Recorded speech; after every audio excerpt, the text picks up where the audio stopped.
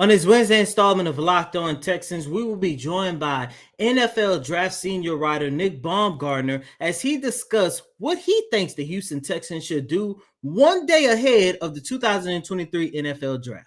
And to tie it all in, we want to develop a great team here that we can deliver wins to the city of Houston. We want to deliver a championship here to the city of Houston, and that's what it'll be about.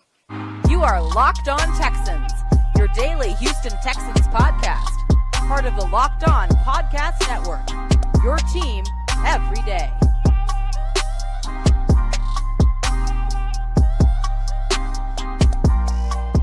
Welcome in, everybody, to a Wednesday episode of the Locked On Texans podcast, a part of the Locked On Podcast Network, your team every day. Be sure to subscribe to the Locked On Texans podcast on YouTube and follow us on Twitter, along with subscribing on all of the major podcasting platforms, including Apple Podcasts, Google Podcasts, Stitcher Megaphone, and Spotify. I'm John, some sports guy Hickman. Of course, I'm joined by none other than Cody Davis, Texan and Houston Rocket beat reporter, along with one of the great writers for Sports Illustrated, The Family. Cody, we got Nick Baumgardner. He's going to be joining the show later on, so I can't wait for our listeners and viewers to get to that part of the podcast. However, with 1 day left, with Lord. 2 and 12 hanging in the balance, and I will say 33 as well, because I think 33 would be just as important. I think 33 could be one of those, pieces that can complete maybe a trade. You trade up. But we got a lot to talk about in terms of what the Houston Texans should favor. What side of the ball should the Houston Texans favor? Now, Cody, I've been on record by saying I think this team can compete in the AFC South. I think that, again, I will repeat myself.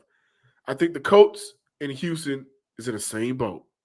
Talent, there's some talent on both sides of the ball. Missing a quarterback. You can also look at injuries as playing a part as to why both teams did not maybe reach their max potential. Also, Lovie Smith, Jeff Saturday, the whole coaching fiasco last year. Now new coaches in the building. They're both picking high in the NFL draft coming up in a day. I look at the Titans as the old man on the way out type of team. And I look at the Jacksonville Jaguars as a team like the juniors. Like, you know what? We know you got some experience, but how much? And will you regress or will you progress? So there's still a question mark for me for the Jacksonville Jaguars. I think this division can be totally up for grabs when the season starts. And this is why when I look at what Houston should favor more or less in the NFL draft, a quarterback and a couple of playmakers will really help this team out on the offensive side of the ball. I'm talking quarterback. I'm talking wide receivers. I'm talking about maybe still investing into your tight end position. Also, cannot forget addressing the center position. And so 12 picks for Houston, 11 to 12 picks for Houston. They got a few good picks later in the draft. We look at 2, we look at 12, we look at 33. For the second round, we look at the third rounder. Was that 57? I think so. Around the 50s for the third round. Oh, no, not for the third round. I think it's 60-something. Well, they got the third rounder, the fourth round, and the fifth rounder. Out of those first few draft picks through the first 5 rounds, I can see Houston saying, you know what, we still got to address our edge position. So that's going to be a priority. But I don't see Houston coming out of the first 5 rounds without a quarterback and without bringing weapons to this team offensively and addressing the offensive line. So, again, as much as this team struggled the last 3 seasons, David Culley era, the Lovie Smith era, and now we're about to start the DeMeco Ryans era, I'm not saying that this team will be super competitive in the NFL, but again, my concerns with the rest of the teams in the division, yes, I can see Houston being competitive by addressing their offensive needs. And do they have a lot of them? Well, they are monumental. They don't have a future quarterback. They don't have a franchise quarterback. That needs to be addressed. Do they have a franchise wide receiver? No, that needs to be addressed. And can we expect for Jimmy Morrissey or Scott Quisenberry to be the starting center or the future center for this team? I don't think so. Those are all on the offensive side of the ball. I love Dalton Schultz. I think, again, they could still address it. They have a tight end that they really do love. This is a new regime, so the likes of Brevin Jordan, the likes of TQ, who was a rookie last year, they may not even be favored if there's a tight end through the first 5 rounds. And I also can I see Houston actively trying to acquire more picks in between rounds 3 and 5 to allow them to get some of those guys that's on their big draft board that they really like, but they may have to run the risk of not being able to get them if they don't maybe overdraft them. So maybe between 12 and 33 trading back, or if they really like a guy trading up to go get him. We'll see about that with the quarterback situation and wide receiver situation. But they got to address the offense. I think they favor the offense in this year's draft. It's without a shadow of a doubt. That's exactly what's at best for the Houston Texans entering the draft. This is an offense over the last 2 seasons that has averaged somewhere in the ballpark of 16 to 17 and a half points per game. Of course, bottom in the league. This is an offense. There were times last season to where if Dameon Pierce did not find his groove in the game, the Houston Texans could not move the ball down the field. And that was due to the inabilities of your quarterback. That was due to the inabilities of the playmakers that you had out there. So when you take a look at all that, of course, without a shadow of a doubt, everyone is looking at this from a standpoint of, yes, it is very important for the Houston Texans to address these needs on the offensive side of the ball. However, the biggest issue is, when will they address these needs and who they're going to address these needs with? We talk about the quarterback position every single day here on this show, so we don't even have to dive into all of that talk as of right now. However, I'm under the impression, John, it doesn't matter who's under center, whether they running back with Davis Mills, make a trade for Lamar Jackson, draft CJ, draft Hendon Hooker, or whatever the case might be. They definitely need to make sure that they add some playmakers, because if they don't, you cannot go into the 2023 campaign banking on Dameon Pierce being your number one weapon, and at times your only weapon on the offensive side of the ball. You look at the wide receiving core. I mentioned it a couple of weeks ago. I love the signing of Noah Brown. I love the signing of Woods. I think that the Houston Texans wide receiving core did get a tad bit better, but at the end of the day, you need a number one wide receiver target. You need a number one wide receiving threat. And we saw, especially more so the second half of last season, once, Brandon Cooks kind of just gave up on the organization, we saw how much I'm not going to say attitude, but we saw how much, once his demeanor changed, that wide receiving core definitely digressed. We know what we got out of Chris Moore. Unfortunately, Chris Moore signed with the Tennessee Titans this offseason.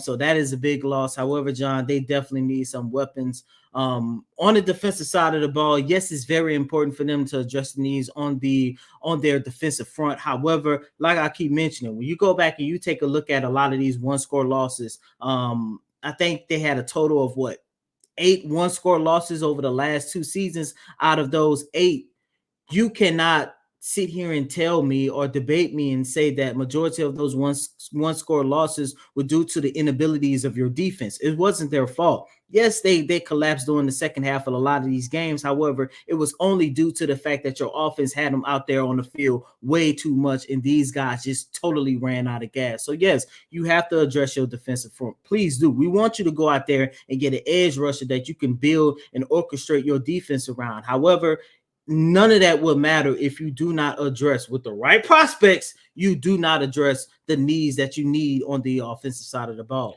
And I also like to add, I think in this draft, for offensive purposes, you want to make sure that you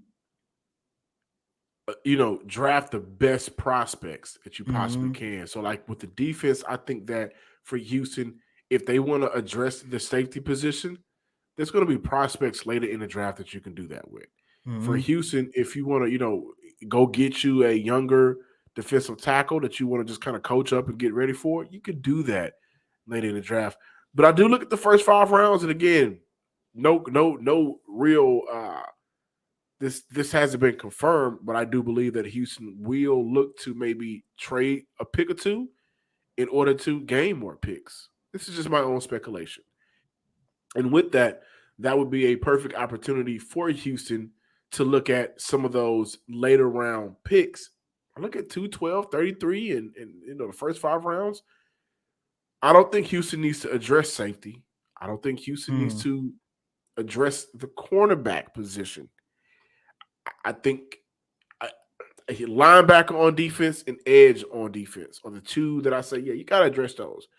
But I don't think that those positions as of right now should be an overdraft for Houston. You get your guy whenever you get him, but you cannot walk away from this draft without a quarterback. That won't happen. That's been confirmed. Cannot walk away from this draft without, I think so, a top four wide receiver prospect. And I think once you get between rounds 4 and 5, you go out there and you draft another one. They gotta get some star power and firepower on this offense. In the early 2010s, this team was so great on defense. So great on defense. The J.J. Watts, the Daniel Mannings, the Kareem Jackson, when he got it together. The D'Amico Ryans. Well, D'Amico was around for that one season, but after that, you got the Brian Cushions, the J. Joes. Like, they built a great defense, damn good defense. I think they were number 1 or 2 one of those years. Before a consecutive few years, they were like top 5. They always came up offensively short. If this is a league where, of course, you want this team to be stout defensively, no doubt about that. Like we just saw what the 49ers were able to do defensively throughout the entire NFL season and playoff run until their hopes came up short. But you still got to put an offense on the field that can score points. This isn't 08. This isn't 06. This isn't 99. This is a league that you got to put offense on the board. So points on the board, excuse me. So I do think, again, they should favor offensive players in this year's draft. This isn't 06. You sure about that? Oh, man. If you're looking for a delicious snack but don't want all of the sugar and calories, then you need the best tasting protein bar on the market. If you're like me and want to make better and healthier snack choices but don't want to compromise on taste, check out the Built Bar. The Built Bars are good for a number of reasons. Number one, they're covered in 100% real chocolate. Also, they come in unbelievable flavors like the churro, peanut butter brownie, and cookies and cream. But on top of that, only 130 calories, only 4 grams of sugar with a whopping 17 grams of protein. And now you don't even have to wait to order online. You can run into your local Walmart or Sam's Club today. Join Kyle Krabs, Joe Marino, and other Locked On NFL local experts on the Locked On NFL Scouting YouTube page for live NFL draft coverage presented by Ultimate Football GM. Kyle and Joe Marino will be live during all of the rounds 1, 2, and 3. And then on Saturday, they'll get you caught up after each round. Join the draft dudes for the first round tomorrow night on YouTube and on YouTube on the Locked On NFL Scouting page starting at 7:30 Eastern Time. Welcome back in, ladies and gentlemen, to this Wednesday installment of Locked On Texans. Tomorrow is the 2023 NFL Draft. I consider this arguably, if not the most important draft in franchise history because so much is at stake. And joining me today is Nick Baumgardner, senior NFL draft writer of The Athletic. Nick, how you doing? And welcome to Locked On Texans. The day before, I know, we can eventually either make or break the Houston Texans for at least the next 4 to 5 years. Cody, I'm glad to be here, and I'm really happy to talk Texans because, they are – you said it. Not enough people are talking about this. They have so many picks. It's like – I wrote about this a couple weeks ago, it almost feels like they have too many picks. They have so many opportunities to get better, and they don't have to do anything. That's the beauty of it. They don't have to do any one thing. They can do 100 things. You know what I mean? So happy to be here. It's the beauty of it, but at the same time, it's sort of a heartbreak and a reminder of what could have been, because there's a particular guy that's in Cleveland now. It's part of the main reasons why they have so many picks, and part of the reasons why a lot of the picks that they have are some of the prime picks in the draft. You take a look at number 2, take a look at number 12, take a look at 33. It goes on and on. That's just for this year. But speaking of the guy that's now in Cleveland, is part of the reason why the Houston Texans have this big void at the quarterback position. Nick, let's jump right into it. What can you tell myself and the listeners about what you're hearing around your circles about what the Houston Texans could potentially do at quarterback when it comes to CJ, when it comes to Will Levis, but more importantly, over the last couple of days, when it comes to Hendon Hooker. Yeah, so I think that it's they have options, and all of those options would include like any of those quarterbacks, but also I think the option that most people haven't talked about enough, and I think that Houston has probably done a nice job of playing close to the best, is they don't have to take a quarterback. They don't have to do this. Like that's, you know what I'm saying? Because they have the ability to take a generational player like Will Anderson, let's say, just whatever at 2. You still have 12, you still have 33, you still have all these great picks. You have a ton next year too, like we just talked about. Next year's quarterback class is better. And I know we don't like to do that, but like if you're going to buy the farm on someone, next year there's multiple guys. And I do think that Davis is a good enough quarterback right now to get you where you need to go as like the rest of the team grows. Like Houston is one of these teams that I think has a lot of really interesting really young, like almost not ready yet players. That it almost feels like if you took a franchise quarterback today, that guy would almost like waste his first 2 years with you. You know what I mean? On his rookie deal. And are you ready for that? And that's the question I think that I hear the most from people. It's like, it's not so much which guy would they prefer. It's, are they going to take one? And I feel like that really is the question that I have the most. And if they don't take one at 2, would they play the board and take Hendon Hooker? Right? Like that's another interesting option. And from your evaluations, what can you tell us about Hendon Hooker? Like to me, and I say this a lot here on this show, I think if Hendon Hooker came into the draft healthy without that ACL injury he sustained, I would have considered him the 3rd best quarterback prospect. But unfortunately, it seems like he's number 5 due to the injury. When you take a look at a lot of the quarterback needy teams, i.e. the Houston Texans, if they go that route to take a CJ, Will, and I hope Will Anderson, not Will Anderson, Will Levis isn't the case. I'm sorry, but of course, even like AR-15, like when you take a look at a lot of these high-profile quarterback prospects, 9 times out of 10, you want them to start come week 1 of the 2023 campaign. Yeah, Hooker is like that's a great point. No, people forget what he was before the injury, and there's so much about him that I think limits. You know, I don't think of him in that top 10 range. I don't think that's where he'll go, but I think that, you know, when you think about where he was before the injury, I definitely think that's a player that could have been a first-round pick. And I think that that's a late first-round pick, let's say maybe somewhere in the 20s, because he is a starter. Like, I do think he has enough to be a starter in this league, but there are more questions about his game. You know, he's older. He does have the injury. He did play in a college offense that is, you know, literally designed to widen windows, to make them easier to hit, which isn't going to happen in the NFL. Sometimes the ball stales, right? When you'd like it to be a little more accurate, even though those windows are super wide, sometimes he still overthrew some crazy speed. So there's things, you know, that you ding on him, but like he's a high floor guy. I just think he's a steady football player who would make a solid starter on a good team, or a really good backup for a long time who could like get you out of jail a bunch. You know, if your starter gets hurt, he's the guy who gets you out of it. If you have a young guy that you're not sure about, he's the guy that sort of helps you ride through it. But that's a newish type thing. You know, Geno Smith just got paid sort of being that guy, and it took too long for that to happen.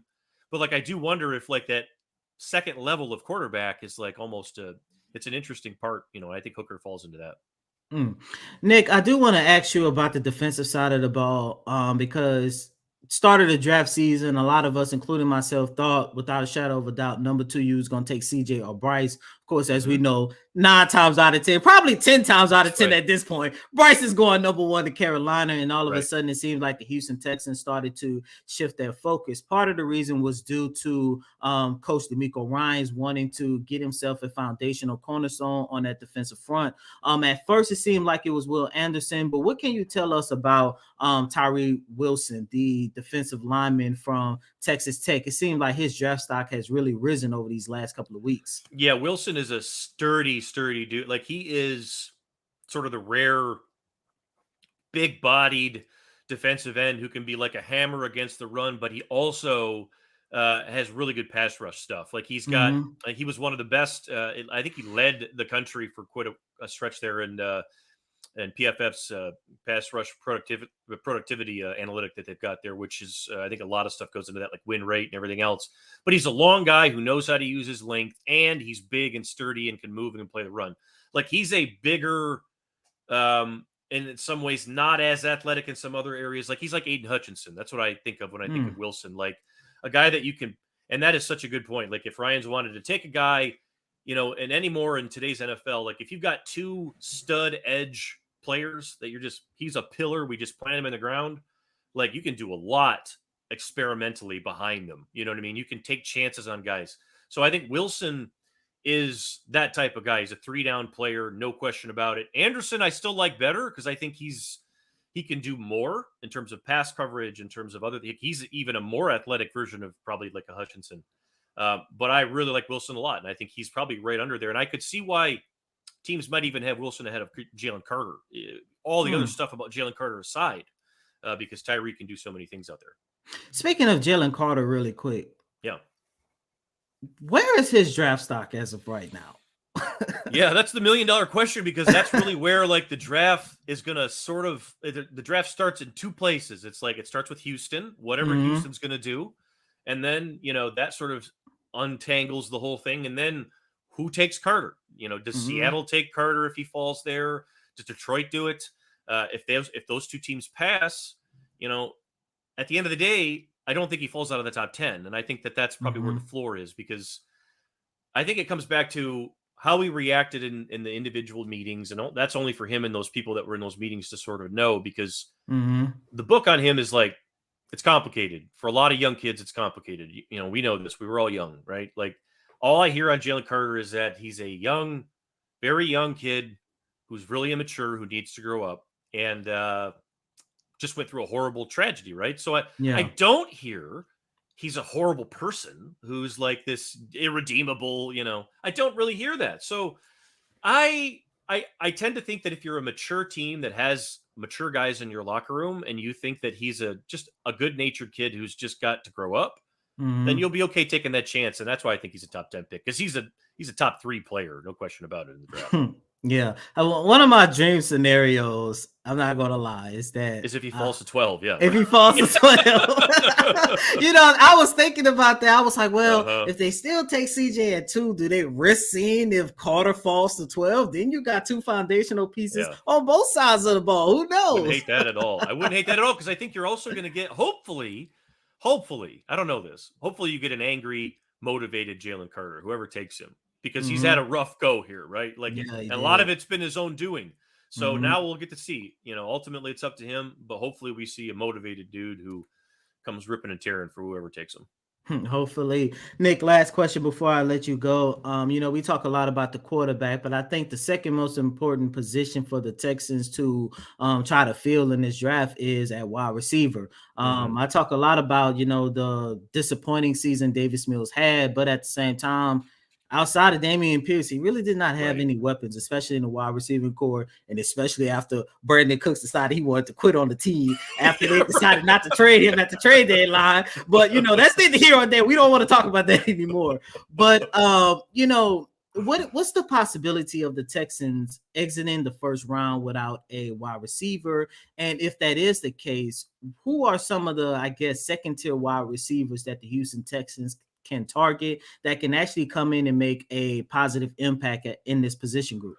Yeah, I'd be interested to see if Houston would trade off a 12 and try to get one of these first round guys, because 12 is too early, I think, for a receiver in this draft. But you're right, because they could really benefit if they could get down to the teens or maybe the 20s, if they could snag Jackson Smith and Jigba or Quentin Johnston or one of these are Addison too. Those 3 are they're the no doubt first round picks. I really like Zay Flowers and Josh Downs, though, at the top of the second round. And I think that's why, for me, I wouldn't be stunned if one of those 2 sneaks into the bottom of the first round, but I think that you're going to have enough good options at wide receiver at the top of the second round to where that feels like a spot for Houston. Or you could also take that, pick that 33 and move back up into the 20s. That would be something. Maybe you stay at 12. And if Carter falls, or you take maybe you take Van Ness, an edge, one of these guys, and then maybe you trade up into the 20s and get into the receiver run. Because I think that we're going to wait a little bit on the receivers, right? would be a little surprised if we see a receiver go before like 15. Nick, really quick, just for fun. Yeah. What will the Houston Texans do with the number 2 overall pick? Number 2 pick. Okay, I think they're going to take. I think they're taking Stroud. Like, I just think I'm not going to overcomplicate it. Like, I don't know, but if you had to tell me, that's who I would take. I would take CJ Stroud. I think he's good enough to do it. I think he needs some time, but like we said, so does the whole team. If you got a new coach who's young and understands, I think that's okay. I think you take CJ Stroud and you build around him. I'm glad you said that, because throughout this whole entire week, I've been speaking it into existence. Okay, with the number 2 overall pick, the Houston Texans will select CJ Stroud. Don't get me wrong, I really like Hendon Hooker. And if that's their contingency plan, I'm okay with it. But it's something about CJ that I truly like. And I just hope, just don't make it complicated. Just get CJ. Let's roll with him for the next 3 to 4 years. Don't complicate it. Yeah, that's all. But at the end of the day, it's the Houston Texans, and this is what we're expecting. Well, that's why they have all these picks. Exactly. Exactly. I know that very well. I'm a Lions follower myself, so I understand completely. Oh, man. Well, Absolutely. It seems like y'all finally going to turn things they're around. On their way, so there's hope. There is hope, of course. Right. But Nick Baumgardner, senior NFL draft writer at The Athletic. Nick, really quick, where can our listeners follow you at on all your social media platforms? Please be sure to tell them about subscribing to The Athletic. I'm a subscriber. It's one of the best contents that you can go to if you are a sports fan, sports reporter, or whatever the case might be. Well said, Cody. Thank you. I think I would start with, if you haven't found Dame Brugler's Beast, the draft guide that we print every year, which is amazing. That I have saved online in my computer. Oh, yeah. That's online right now, and it's well worth it. That'll get you through like the whole summer. Of course, you can find me on Twitter at Nick Baumgardner. I'm on Instagram at Nick Baumgardner FB. We've got all sorts of draft coverage this week. Live blog. We'll probably have deals too, I'm sure, at some point coming out. So be sure to follow all your Athletic writers, and we'll hook you up whenever we find a deal. And subscribe if you haven't. Welcome back in, ladies and gentlemen, to this latest installment of Locked On Texans. We are officially one day away from the NFL draft, and shout out once again to Nick Baumgardner, NFL senior draft writer at The Athletic. Please be sure to subscribe to The Athletic. A lot of great work over there at that company those guys do. And John, listeners and viewers, I think it's hilarious how we all have all of these different scenarios and everything else. And everybody, every time you ask, what do you think the Houston Texans are going to do at pick number 2? They always talk about, they have a feeling that it's going to be CJ Stroud. Everybody, I think we all holding on hope that that's what the Houston Texans do. However, I do like the fact that he did agree with me by saying that Hendon Hooker could be and would be the 3rd best rated quarterback coming out in this year's draft had he came into the draft healthy without that ACL injury that he sustained. He compared them to Geno Smith. I think his ceiling could be higher than Geno Smith. However, as we all know, Geno Smith tore it up in Seattle this season and was finally able to find a home. And, shout out to Geno Smith. Happy for him. However, John, we opened up the show talking about the importance of playmakers. And you heard Nick say it as well. You know, it is definitely important for the Houston Texans to go out there and find not just playmakers, but find a way to improve their wide receiving core. Yeah. It's important for them to do so. You know what? The thing about Houston right now is everybody can see it. That's the worst part. Everybody can see it. Hopefully they can see it as well. Everybody can see it. Now, what I don't personally see, Cody and listeners and viewers, is Tyree Wilson, the hype around Tyree Wilson, getting him to jump all the way up to be the potential number 2 overall pick. I've seen the mock drafts. I've heard the TV talking heads, maybe former scouts or former NFL players talking about the potential of Tyree Wilson going at number 2. Went back and watched some tape on Tyree Wilson, young kid out of Texas Tech. He played at Texas A&M in his freshman year. He did have a 22.6, so nearly a 23% pass rush win percentage. That was 2nd in the Big 12. He's a very raw prospect, very raw, 6'6", I think 265. When I say raw, I mean raw. He has good length, great wingspan, decent play recognition. I'll get back into that. Misdirections could possibly hinder him at the next level. His strength does help him in terms of a great power rush at the collegiate level. That's a concern of mine because I think that with his rawness, that is something he needs to work on, becoming a natural defensive end. He does have a slow get off the line of scrimmage. Again, not a natural pass rusher. Still needs a lot of development as a natural pass rusher, as a natural defensive end.